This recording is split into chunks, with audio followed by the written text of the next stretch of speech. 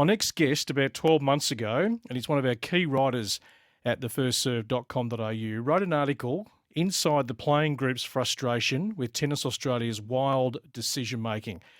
It got the most engagement and traction of all our written pieces that you can go and have a look at any time. 12 months on, the headline, what's the deal with these wildcards? Roddy Reynolds, one of our great writers at The First Serve. Roddy, it's great to have you on the show. Very generous, BP. Glad to be here.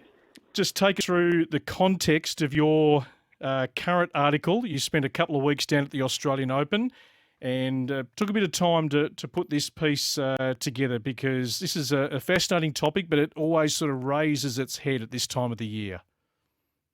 Yeah, correct. So this obviously, as you said, was all born out of last year. Max Purcell was the first person to really raise the issue, and then we spoke to some people, took it and ran with it. What came about this year was obviously some great success with the wildcard decision-making. The outcomes were very good, but we learnt that the process probably leaves a little bit to be desired. And it might not leave a little bit to be desired for every individual, but certainly for a number of the players that we spoke to, they felt that at times the decision-making and the application process was suboptimal.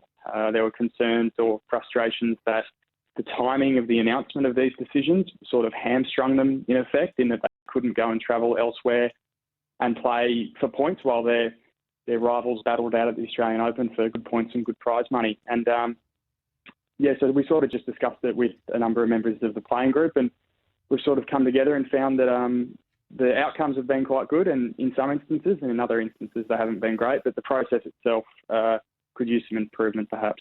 Now, these players have preferred not to be identified, and that is their absolute right. But that's fascinating in itself, isn't it, Roddy? Because they want to be strong, they want to have dialogue, but there's also a little bit of trepidation there about possibly, being penalised for speaking out.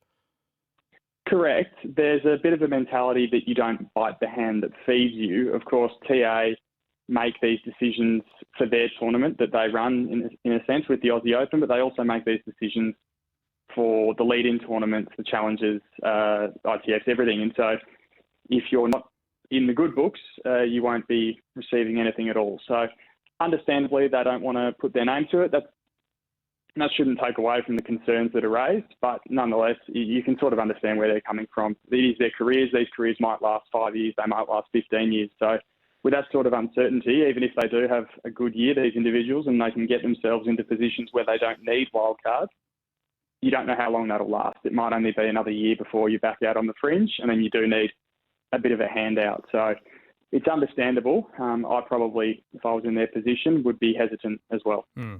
So the flaws. Now that you've spoken to a handful of players, you've identified some flaws and some sort of existing, from last year. We sort of feel like we're in the same sort of spot, really. Correct. So some of the issues that we identified, I guess, were the lack of dialogue and structure around the process. So the understanding within the playing group is that there is no magic form, there's no magic phone call or anything like that. You enter a tournament as you would, and that is signalling your intention. If you're outside the direct cutoff, the powers that be will understand that you're entering with hope for a large number of withdrawals or a wild card, and that sort of signals the intention. Part of the issue with that is that these individuals don't know their prospects, and so they then can't make contingencies if they need to. And then what follows from that is the decision comes quite late. And so, for instance, for the Aussie Open doubles, a few players only learnt on the Saturday, which then ruled them out of competing elsewhere on a Monday, because there's not any other tournaments in Melbourne that they can go to or nearby. Yep. And so that means they're basically missing a week. Other concerns were that the same players seem to get rewarded year on year. And I heard the guest before that the young kids probably deserve an opportunity, and I wouldn't disagree with that. It's probably where you have an individual that's been getting, these sort of gifts, I guess, for a number of years, and they're well into their career, and they're not quite showing the success you'd like to see. And so at that point, the question has to be asked: are we seeing a return on this investment? And then the third thing we identified was there seems to be a bit of an executive veto. So it's the understanding within the group is that the tournament director, Craig Tiley, makes the final call. Whether that's right or wrong is certainly up for debate. There are a lot of things in the tennis world that Craig would be better equipped than anyone to understand, but whether he would be across the minutiae of every player and their progression is a fair question, I think. It's a fascinating piece. I encourage everyone to log on to our website, thefirstserve.com.au. We've shared it on our social channels, wherever you may be following us. Have a read of that article. Would love your feedback during the week, thefirstservesen@gmail.com. I appreciate this is a little question with that. Now, this is a text Roddy came in. Brett, does a wild card of two singles players playing doubles, winning the Australian Open, in any way devalue the brand of doubles? When I say that to you, how would you answer that? I got that text myself a couple of times over the weekend, BP. I don't think it does at all, because in history, I believe this has happened twice. It just does so happen that this has been the last 2 years with two Aussie pairings.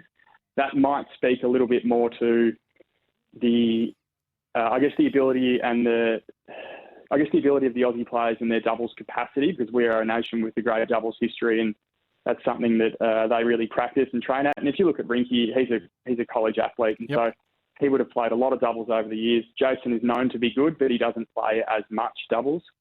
We know about his injury history in the past, so that'd be a wear and tear thing for him. So I don't think so at all. It probably also speaks to the crowd and the atmosphere that these young men have been able to create and bring everyone with them for the ride. But it's a fair question. It's a fair question to ask. Yeah, and I feel like I want to extend this conversation maybe over the next couple of weeks. There's a few things I'd like to maybe add to that conversation about Australian players getting wildcards in general, and the four Grand Slam countries being able to have that upper hand, if you like, in giving players wildcards at their discretion that other countries who don't have a Grand Slam. But we'll maybe pick that up in the coming weeks. Roddy, great read. I encourage everyone to go and have a read, and let's chat soon. Look forward to your great work at the First Serve this year. Absolutely. It's a good problem for the Aussies to have, but that doesn't mean it can't be a little bit better. Thanks for having me, BP. Good on you, mate.